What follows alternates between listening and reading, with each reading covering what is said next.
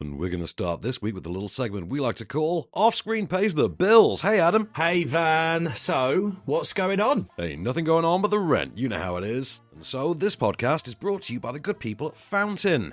What podcast app are you using to listen to us on Off-Screen?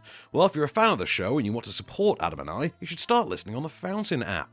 On Fountain, you can hit the boost button on the player and send us messages or even pay for us to enjoy a coffee while we read it. Donate to the show, give us your thoughts on the movies we're covering, get involved. Best of all, Fountain's got some spiffy social features too, like the ability to share and discover clips of the best moments from all of your favourite podcasts. So download the Fountain app on iOS or Android today, or visit fountain.fm to learn more. And now, on with the show. Agent Argylle's migrating some American fiction to the zone of interest, and we're getting gassed up for the Iron Claw. I'm Van Connor. And I'm Adam Ball, and this is Off Screen, your 7-day guide to everything movies. Boom.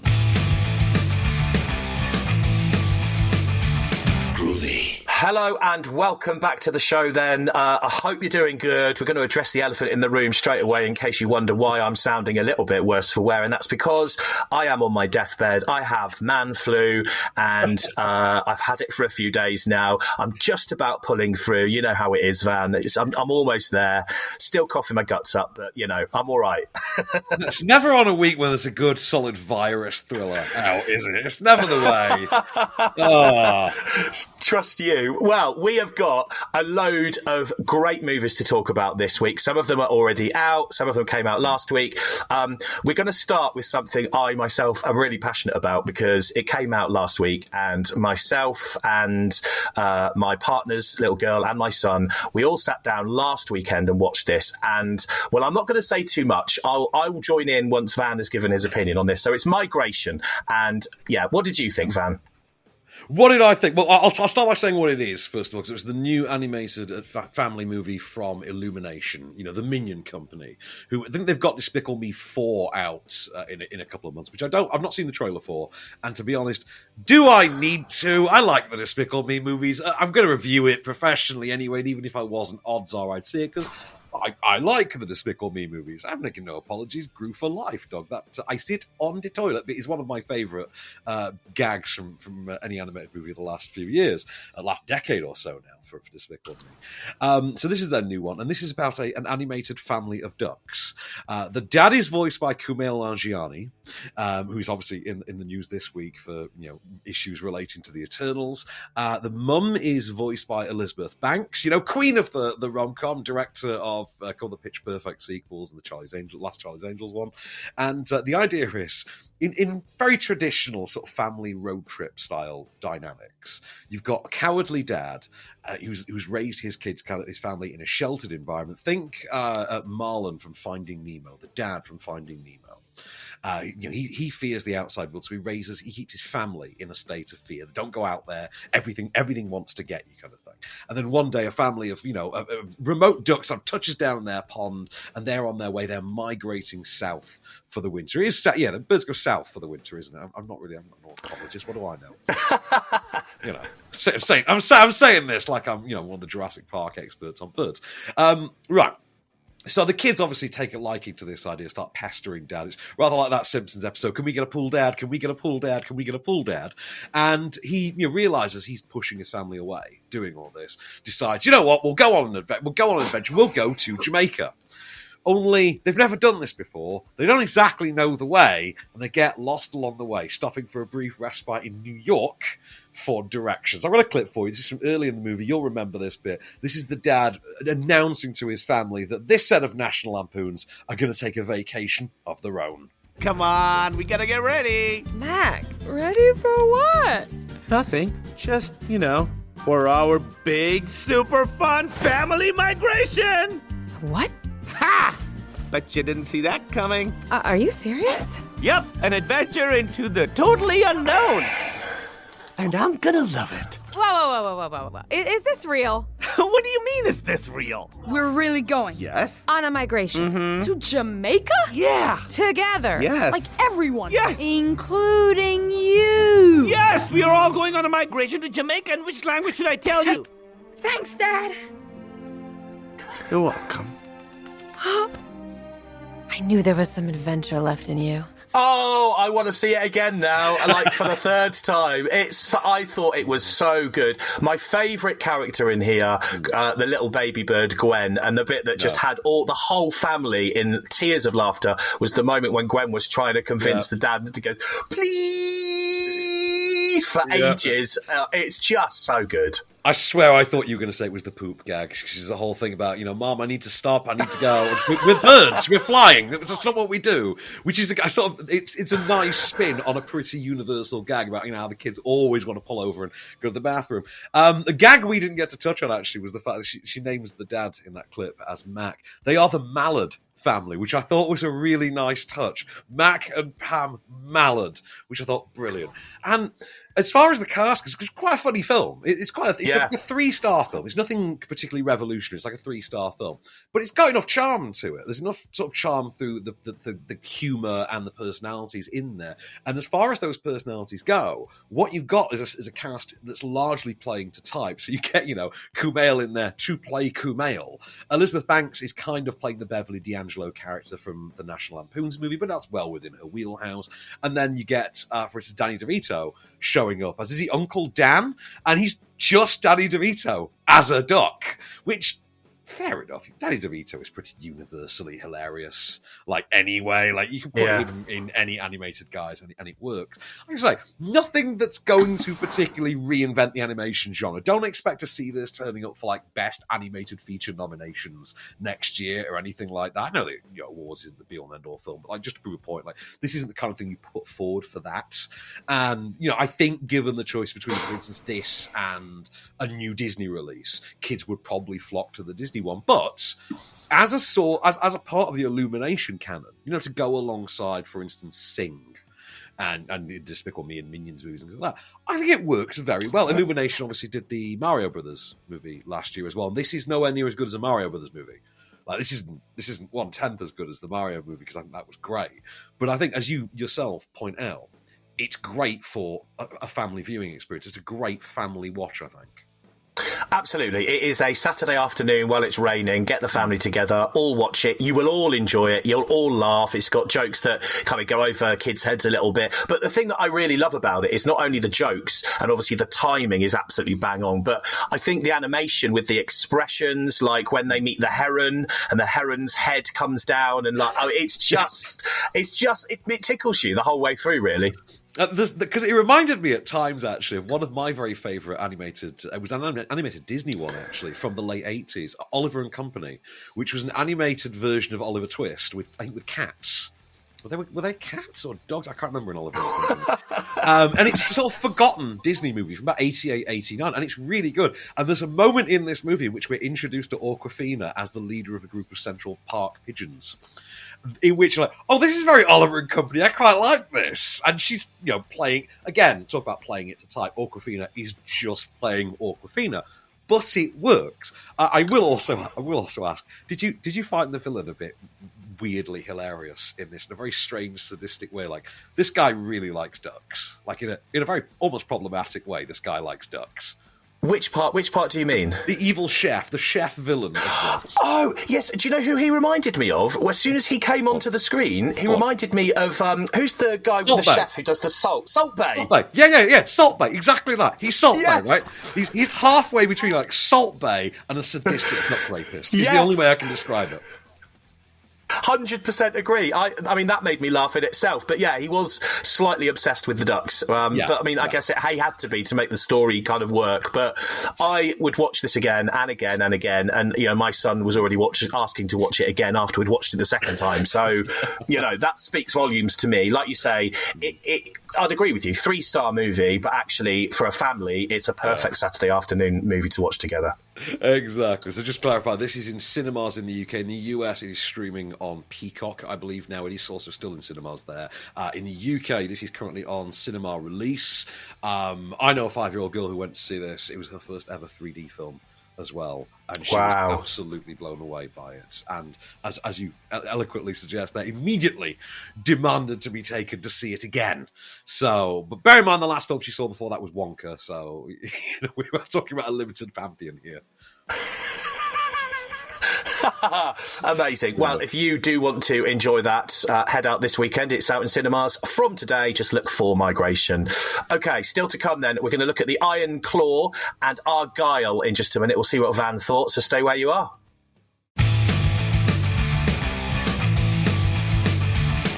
Hello and welcome back to Off Screen then. 2 more movies to talk about now. We're going to look at the Iron Claw in a moment.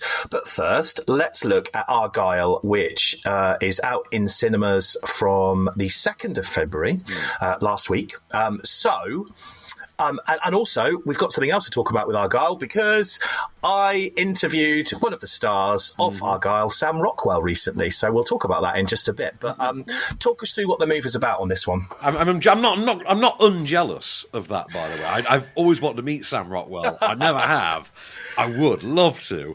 But, okay, so obviously we would have covered this last week. We had a technical issue with the recording, but happy accident about that is when we recorded our review that we didn't get to use last week, that was before it came out who had actually written the book. So there was a whole multimedia mystery around this about who really wrote the novel. Because there is actually a real novel that sort of ties in with the movie. It's written, I've got a copy, like a promotional copy, and it's written by Ellie Conway, the fictional writer in the movie. The rumour was that it was Taylor Swift. And then the rumour was that it was J.K. Rowling. And there's a joke doing the rounds that to prove that it's to give credence to the theory that it was J.K. Rowling, the reviews say it's rubbish. So it clearly must be J.K. Rowling. Which, yeah, as a gag, I quite like. As a gag, I do, I must say. So this is a new spy comedy from director Matthew Vaughn. I'm going to say writer-director. He never really writes. Director Matthew Vaughn, who, of course, started out as Guy Ritchie's producer, made his debut with Layer Cake, and then did Stardust, Kick-Ass, Kingsman, X-Men First Class is in there as well.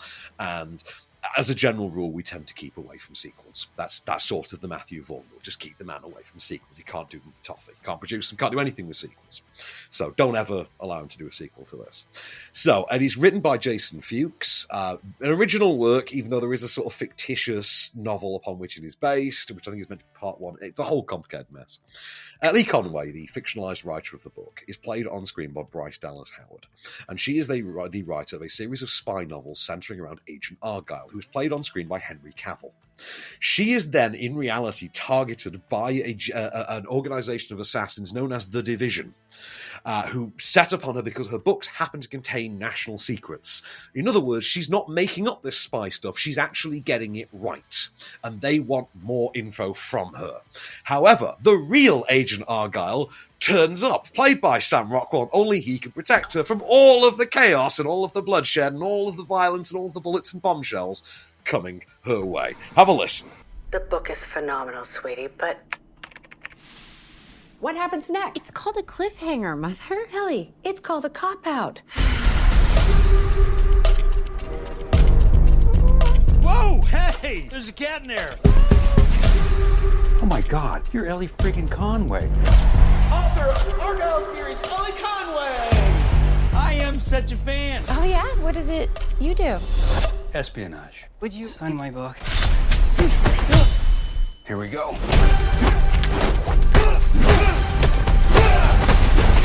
I love this book! I've seen the trailer a couple of times for this, and I really like the look of it. Not only has it got Dua Lipa in, who you know I'm a bit of a fan of, but also I kind of was watching it thinking, I know who is this lady, and it's the mum from Home Alone. Catherine O'Hara. She's from Schitt's Creek as well, with a CH. Yes, of course. Don't Ofcom me. Yeah. And do you know what? She is the MVP. Like Catherine O'Hara is the MVP, the bright, shining star of Argylle. Dua Lipa actually does make a bit of an impression as well, and Henry Cavill gets to perform with her the most envy-inducing dance move you've ever seen depicted on screen. I'm not even kidding. Like, we're talking Jim Carrey and Cameron Diaz in The Mask level hotness here. Wow. That kind of dance. But you know, so there's some fun to be had. The problem with it is it's too convoluted, it's too long, it's quite bloodless for a Matthew Vaughn movie, which I found quite strange. And when you combine it being bloodless with Matthew Vaughn's usual hyperkinetic, over-the-top stylized sense of violence, that just seems a little damp, a little weak. It's a bit of a damp squib, you know, it doesn't quite work. And it kind of, the whole story just doesn't make sense. It has a simple enough like narrative that you could just work through, but they feel the need to overcomplicate it. And the only fun you really come away from it with are, other than Catherine O'Hara and Dua Lipa, are the sequences in which you get like an action sequence and you see Sam Rockwell kicking some guy's ass. But from Bryce Dallas Howard's perspective, he changes into Henry Cavill. So it kind of cuts between the two. Like one will throw the punch and when the guy swings back around, it's the other one doing it. And it's quite a novel little touch. It works quite well, but it works in that way that's a lot like The Lost City with Sandra Bullock, the opening minutes of The Lost City. With Sandra Bullock, that blown out to an entire movie, but the emphasis is on the blown out. It is quite bloated. It is quite a flabby, overly, needlessly complex movie. It cost $200 million. It was made for streaming originally. I think it was made for Apple TV, and then it was persuaded to be put into cinemas as an actual like theatrical release as well. So this is going to go to stream where. It will, to be honest, sit as probably the better example alongside something like Red Notice or Ghosted, which is, yeah, it's fine, but that's, hats off to it. It's better than those movies, but that's not much of a brag. Well, if you want to go and see it and make your own mind up, you can, because Argylle Lads is already out in cinemas. It came out on the 2nd of February. Right then, The Iron Claw. Again, this also came out on the 2nd of February. I got that wrong. That's my fault. I wrote that wrong on the script. This is actually out today. This is the new one with Zac Efron. I was thinking that as I was saying it. I was thinking, I'm sure it wasn't out last week. So there you go. No, exactly. The Iron Claw, then, out today. I don't know a lot about this one, actually. So, talk me through this a little bit. You're going to be fascinated by this. Do you know the story of the Von Erich family? They were a family of wrestlers. Do you know the story? No idea. So, basically, legendary wrestling family. They are depicted for the screen. There was the dad who had come up in like the late 50s, early 60s, and he was the first wrestler to take on the name Von Erich, and it was a character name. He played a Nazi wrestler. And that's where he took the name from. The family's name, I think, was Adkisson. I think they were Adkisson. And they all would use the name Von Erich to be part of the legacy of, again, a Nazi heel character, which is a choice. He never quite achieved the championship, and he then raised his sons to achieve it for him. As he said, it doesn't matter which of us gets it, one of us is getting that belt in this house. That one of us is getting the championship belt into this house. Like, this is where it belongs. It's about the family now. And he raises his sons. In reality, he had 6 sons. In the context of the movie, there are 5. There is an entire brother missing. The oldest brother is played by Zac Efron. The second youngest is Jeremy Allen White from The Bear. Third youngest is Harris Dickinson. Interestingly, from the Kingsman prequel, the lead from the Kingsman prequel as well. And the story is about the Von Erich family curse, in which this wrestling family just seemed to be fated to a series of dark and unfortunate endings, one by one, that just took them down through the years. Like, they all died under mysterious and unusual not really that mysterious, but unusual circumstances, and incredibly low odds that this one family had this run of bad luck. And we see that dramatized to the screen, written and directed by Sean Durkin, who gave us Marcy May Marlene. That's the one. I can try saying that 3 times fast, Adam. Go on. I'd rather not. I'm not going to succeed. Marcy May Marlene. Yeah. Anyway, so we see that. Marcy May Marlene. And we've got, you'll be able to probably hear Holt McCallany in there as the dad as well. So have a listen. This is The Iron Claw in cinemas from today.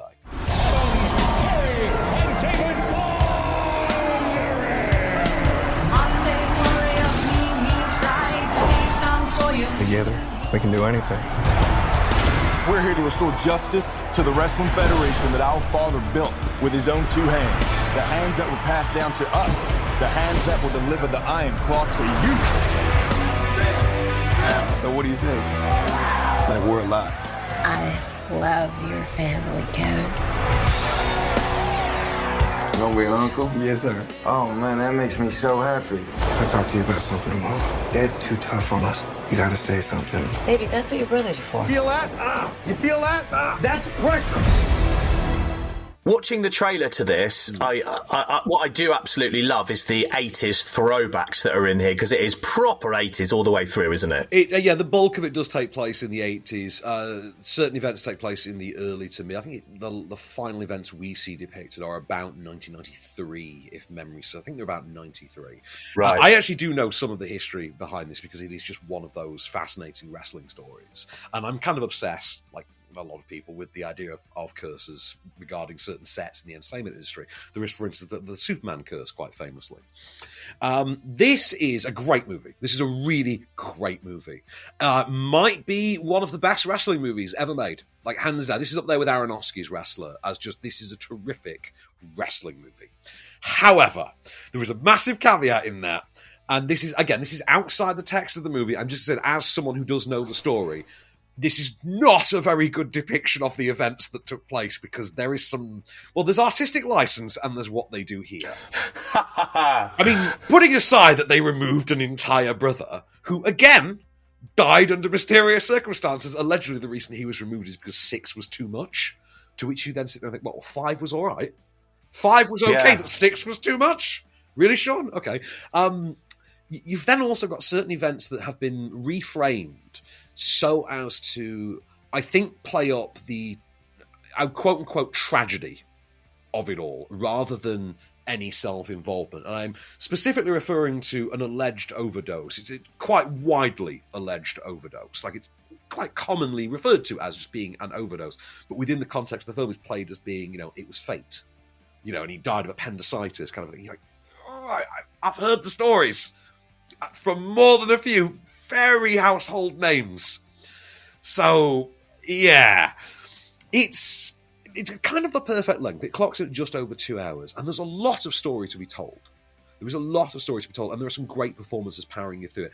Zac Efron is tremendous, both physically and dramatically. You can't take your eyes off the guy in the film. He doesn't even look like him, but he's got this huge, hulking physique, the like of which you've never seen. I thought the guy got shredded for Baywatch. Nothing compared to this. I was going to say, is this legit? I mean, watching the trailer, like, there's no CGI or anything. He's literally bulked up that much. I think they have to have done some makeup prosthetics around the face, but the body, I believe, is him. Jeremy Allen White as well really kicks into high gear on the physique stakes for this. Holt McCallany as well. Again, this is one of the caveats. Holt McCallany is great within the movie, although as a depiction of the guy he's playing is not terrifically on point. Like, the actual guy was nothing like that. Also, very nice to see Maura Tierney in a movie. I've not seen her in anything for quite a while. I think she's known to most people for ER and for being the mum in Liar Liar, the Jim Carrey movie Liar Liar. And she gets to turn up. You also get Lily James, goddess level Lily James, turning up, who gets a decent role early on, but is then kind of just forgotten about. I really liked it. As I say, I think it genuinely is one of the best movies ever made about wrestling, but as a depiction of true events of wrestling, take it with a pinch of salt. Well, there you go. If you're going to take it with a pinch of salt, you can go and see it, because it's in cinemas from today, The Iron Claw. Okay, still to come, Gassed Up and The Zone of Interest. We'll talk about both of those in just a second. Stay there.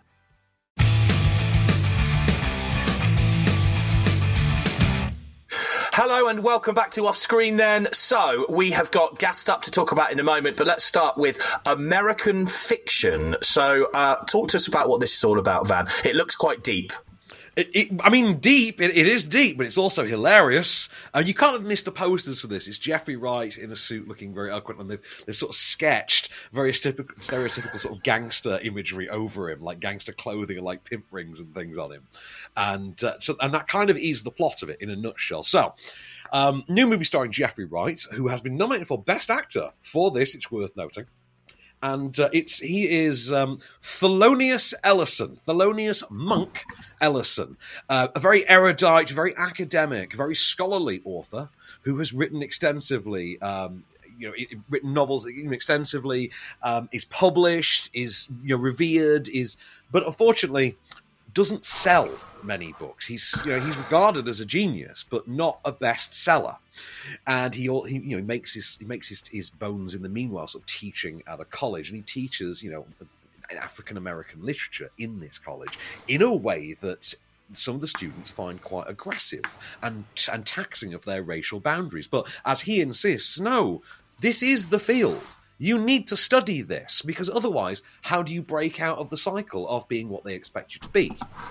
And therein comes the rub. So one night, he finds himself at a book reading of a new up-and-coming young lady author, played by Issa Rae, who sits on stage and declares that, you know, she's telling stories of truth. She's depicting, you know, the heart of the African American experience and what every Black American truly goes through, and really capturing the essence of their souls. But then in the next breath, when she's asked to actually do the reading, devolves into this really over the top, stereotypical, cliched, what they would refer to as gangster voice.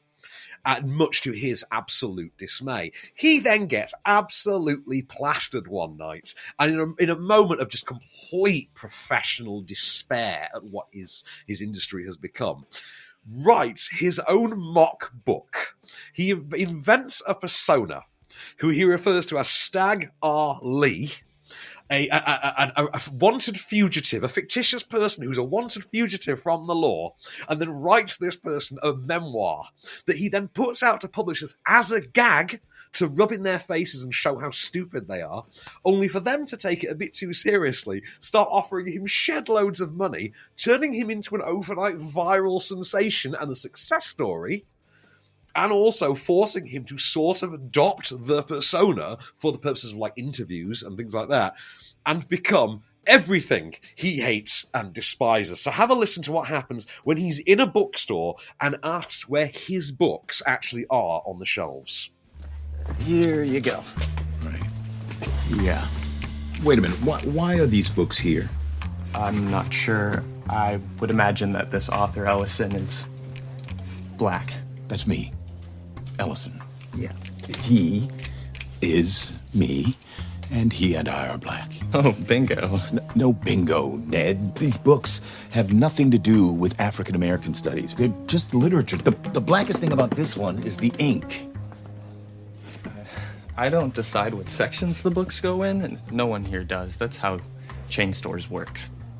Right. Ned, you don't make the rules. I guess this, yeah, absolutely. I love Jeffrey Wright, and I remember him from Westworld. In fact, I'd probably find it hard to not think of him as a robot watching this, if I'm honest. Do you know what? He's kind of emotionally closed off at times, so it's an easy mistake to make. Great performance, really great performance. It's directed with some real verve and some. It's got the energy to justify its hefty satirical bite that it's got, and the humour of this really works. The points that it swings for, it makes with aplomb. And it's making a similar kind of point to Justin Simeon's Dear White People from, I think that was 2015 to 2017, somewhere in that sort of 2 years there. Became a TV series, I think, shortly after. I never particularly cared for that. The trailer, I think, promised a much better movie than what we got with Dear White People. Here, this is what I wanted from Dear White People. This is the one that says, yes, you need to break stereotypes. You know, who you are is more important than what you are, and don't feed into that. And I really love the way that it laid out. The fact that this is the debut, incidentally, from Cord Jeffson, who's directed, I think, co-written this. And I think Cord Jeffson was a comedy writer to begin with. This is his first effort. And it's gone down massively well. This has gotten a lot of awards love, including Best Supporting Actor nomination for Sterling K. Brown as well. So both the actor and supporting actor nominations come from this year. I don't think either are particularly going to win, if I'm honest. But, you know, it's like Sterling K. Brown himself said on the Graham Norton show, you know, it's being nominated with this, pool of talent. That's a professional highlight. You never get over that. Like, that's it. I don't care about winning. I've been told I'm as good as De Niro, and Robert Downey Jr. I'm good. Like, I'm set for life. And you would be. He's great fun in the movie, though. My favourite part of the movie really is Issa Rae when she breaks into that voice, because it's so hard a turn. And it leads to such a big laugh, and you absolutely feel for Jeffrey Wright all the way through this. If you've ever had any kind of like professional despair at the state of your own industry, you will be able to sympathise massively with this. If you've ever had issues with the depiction of your own race in media, you will love this. And if you're forced to watch something as bad as the next movie we're going to talk about, you will want to watch this as well. Do not miss American Fiction. It is absolutely, this is 5-star brilliance. I cannot wait to see it again. I really can't wait. This is it's one of my favorite movies that's up for Oscars this year, even though I don't actually want it to win. I have other ones that I think it's going to be Poor Things and Oppenheimer and Barbie this year. And yeah, other than that, it's one of my favorites though. Well, if you want to watch it, American Fiction, it came out last Friday, so it's already in cinemas for you to go and see. Okay, next movie, Gassed Up. Now, I'm already getting vibes from you on this that you're not too happy with it, you don't love it, so let's talk about it. I'm not too happy with it, Adam, and I don't love it. You're absolutely right, sir. You know me so well. Yeah, it's like we've been doing this for a minute. You've gotten me down, sir. You've got me all sussed out. Right, so this is a 102-minute long London set crime thriller for the youth. Would be and I'm emphasising the F's on that one. It is directed by George Ampanosa, I think it is. It is Amponsa, George Amponsa, written by Taz Skylar and Archie Maddox, and it centres around Ash, who is a 20-year-old young black British man who is left at home to care for his 14-year-old sister, but he's actually secretly a member of a moped crime gang. They drive around on mopeds and nick your phones out your hand, and they do this several times over quick cut montages of is it dubstep? I'm out of touch, man. Whatever dance music the 20-year-olds are into now. There's a really cringe moment, for instance, where they try and do like the rap battle from 8 Mile, and you're just looking at it thinking, it's been 22 years and this is how far we've fallen. Like, Marshall's not looking fondly down on this, you know what I mean? Yeah. All the while, he's trying to save money to get his sort of unseen off-screen mother into rehab. So he has like a number he's trying to acquire. But soon enough, he has a jewelry heist gone wrong. One of his boys breaks out the acid in an attack gone wrong, and they are forced to have to make up for it, whether they want to or not. If I sound unenthused by this, have a listen to the clip and see if you can muster up any enthusiasm yourself. I don't care if every single one of you dies. I want my jewels now. Now's not the time to be running out of gas, bro. We gotta be focused on what we're doing, Ash. I'm 14. I shouldn't be hungry. You got a big weight on your shoulders. You carry it well, bro. Talk to me about Mae Muller. What's she like in this? I recognise her name. Has she been in something else pretty big recently? Past, don't know. No. I mean, I'll be honest with you. The fact that I'm actually talking to you about this movie is interesting because it means I came out of the coma it put me into, if I'm honest. But I'm being disingenuous. One of the high points of my week this week was sitting around with Kermode for half an hour afterwards, just absolutely rinsing this god-awful piece of crap. It is everything the main character in American Fiction hates and despises, and that thought would not leave my head throughout. It's one of those movies in which every third character is wearing something with Hoodrich emblazoned across it. Every second line of dialogue contains the word bear. Oh, this is bear shady, and things like that. And you're honestly just cringing all the way through. It's like it's a movie about phone thieves that's clearly been written by someone who doesn't know how phones work. Because at one point they actually take a call, one of the stolen phones rings, and you start thinking, wait, so you weren't turning these off? What was stopping someone from tracking you? Because you've got like 30 of these on a table in front of you, like not one person like find my friends, not one. Okay, never mind. Okay, I guess that's neither here nor there. Let's say releasing it the week after American Fiction genuinely feels like trolling. It is to urban crime dramas, and as far as urban crime dramas get, it is to Heat what Freddy Got Fingered is to Citizen Kane. It's embarrassingly reductive. It is reliant entirely on offensive stereotypes and cliched tropes. Like I say, I gave up just counting the number of times Hoodridge appeared through it, if I'm honest. It's really bad. It's 102 minutes, and you feel every second. I think I worked out once that I think we're alive for something like 48 million minutes in our lives, or something like that, or 4.8 million minutes. I did have the number at one point, the number of minutes that we have on this earth, on average, and therefore, like, how much you were wasting per film. And yeah, that's 102 wasted ones right there. If this is gassed up, it's running on a flat tyre. You know what I mean? It ain't very good. Well, if you do want to make your own mind up, maybe it's aimed at a younger demographic. Go and see. Just saying that. If you go and see this over American fiction, this is not the show for you. I'm sorry, we are not the people to talk to. If you're the kind of person that sees this while American fiction is showing in the same multiplex, don't even.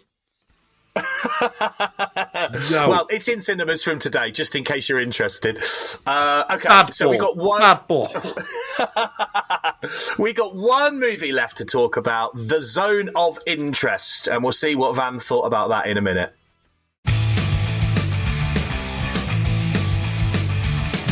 Hello and welcome back to Off Screen for one last ride. We are going to look now at The Zone of Interest, which was out last week on the 2nd of February. So, Van, talk to me. What was this all about?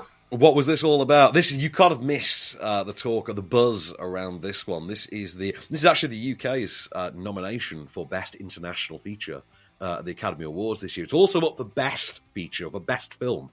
I think it's also up for Best Director. It's up for, I think, Best Adapted Screenplay, I think, as well. It's up for a bunch of awards, and deservedly so. And right, not to be cynical a second. This is kind of an aside, but you know how we have to have we have a designated type of. There has to be one of every type of film nominated at the Oscars every year. This is the Holocaust one for this year. Just if we're being cynical, this is the Holocaust one.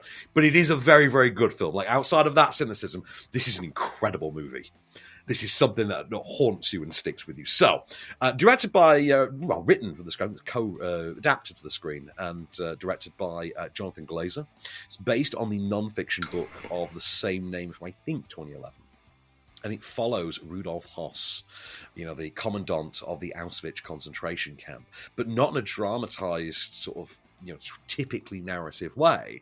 What has been done here is there is a unique filming style in which the Höss family house, which literally backs onto the concentration camp to the extent that it has its own garden entrance, would you believe? Like their own back door entrance, now, just to save time, I guess. Nothing but German efficiency there. And it is about the family simply getting on with their lives. Just, them just living their lives at home, the wife, the kids, Rudolf himself, as the Holocaust is literally taking place next door, just off screen. Deals with him being so successful at his job that he gets a promotion, that he has to leave home. His family don't want to leave home. He has to deal with that drama. And whilst we're dealing with all this familial drama, yet again, let me say, Holocaust happening next door. That is an actual thing. And so you've got Christian Friedel as Rudolf Höss. You've got Sandra Hüller, who got a lot of acclaim for her role in Anatomy of a Fall. Also acclaimed, the Academy Awards this year, Anatomy of a Fall, just in Trier's effort there. And the performances they give. We can't play a clip, unfortunately, because it's all in German. So we'd be limiting our audience, I think, a bit with that one. But when I say you've never seen a film like this, believe me, you've never seen a film like this. You've seen the footage of this, haven't you? I have, and there's a massive juxtaposition on this, obviously, with the happy life happening here, and then literally, like you say, behind the house, you can see, and it's quite harrowing, actually, you can see the smoke rising from the gas chambers while they're in their garden having like a tea party or whatever it might be. And, that is really harrowing to watch.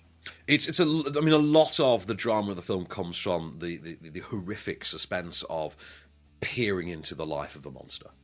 It is that, and it's not in an awfully humanizing way.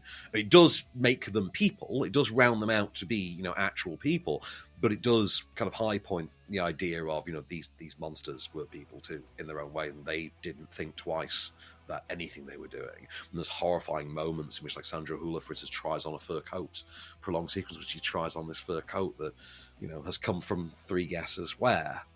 And it's not a sensationalist movie in any way. It is a hard drama, a very, very hard drama that is very much about taking stock of these people and these lives they were living, but also putting it within the context of, what we know now.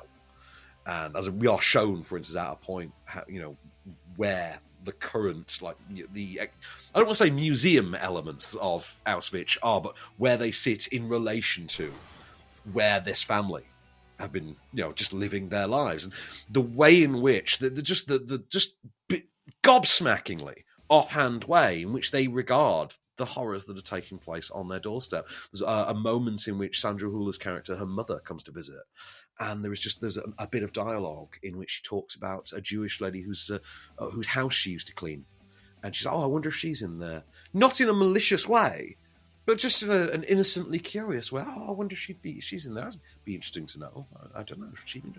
And again, not done in a manner that suggests malice, but done in this genuinely curious, mystifyingly innocent way. The kids, for instance, taking the new canoe out for Dad, with Dad on his birthday, when Dad discovers, body parts in the lake, and how he reacts with all of this Jobsworth-like furor when he discovers that people have been picking his favourite lilies out of the riverbed.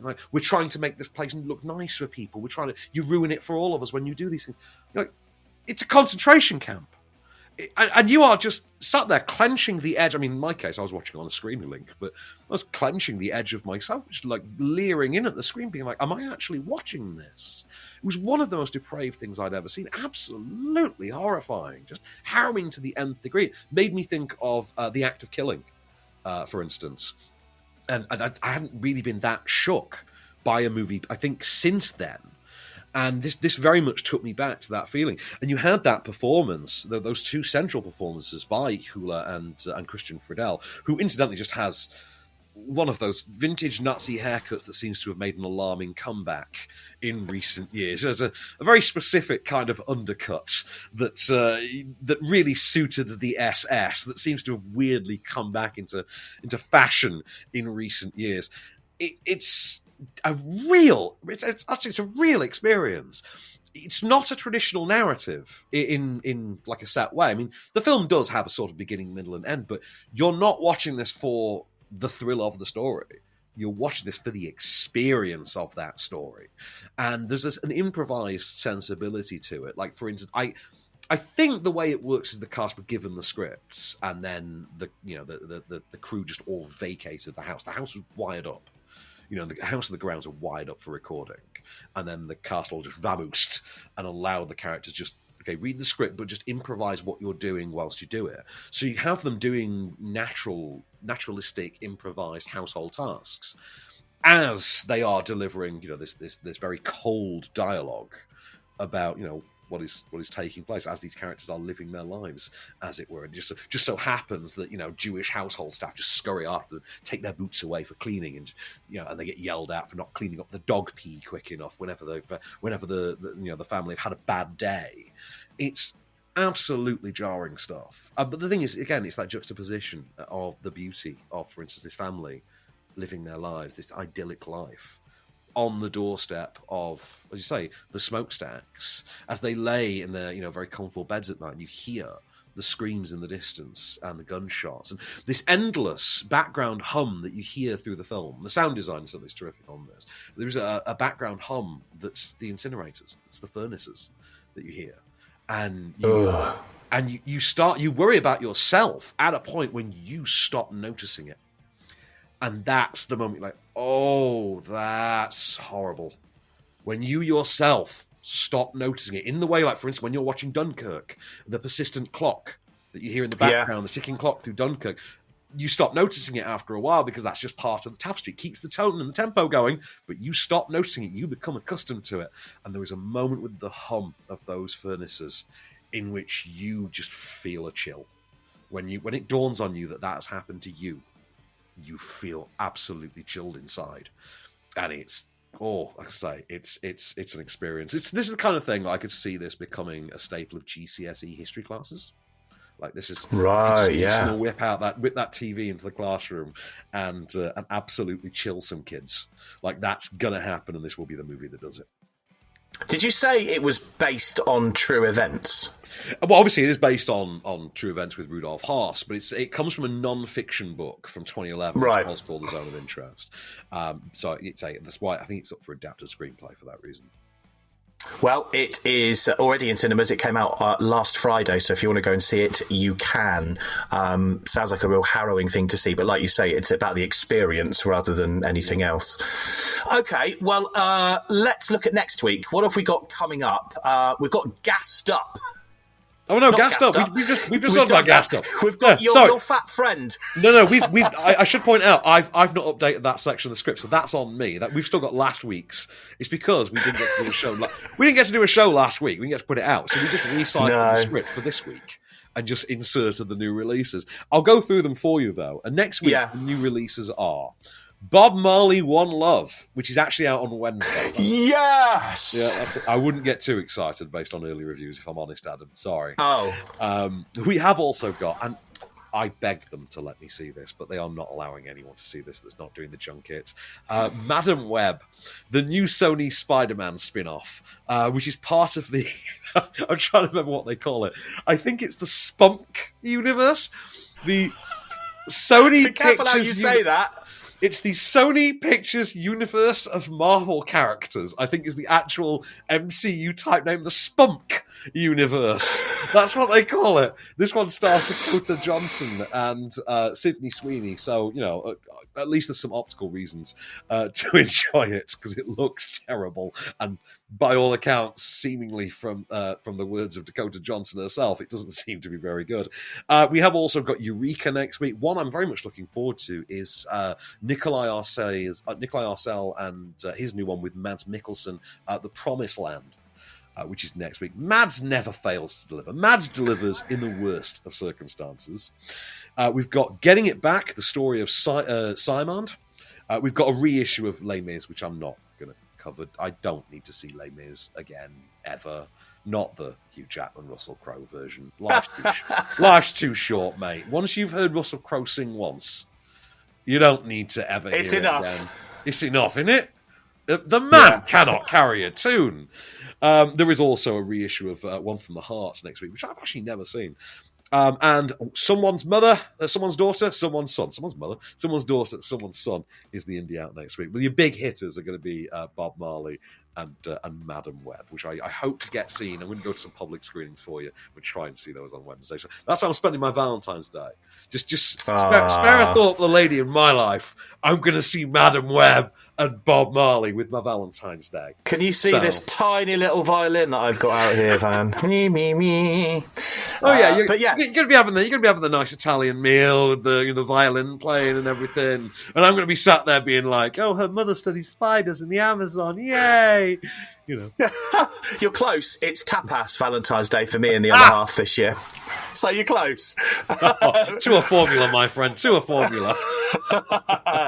Well, some really good ones next week. I am, as you know, looking forward to the Bob Marley one, so I'm looking forward to see what you think about that. But, of course, that is all we've got time for this week on Off Screen. We shall return next week. Until then, I've been Adam Ball. I've been Van Connor, and we'll be back.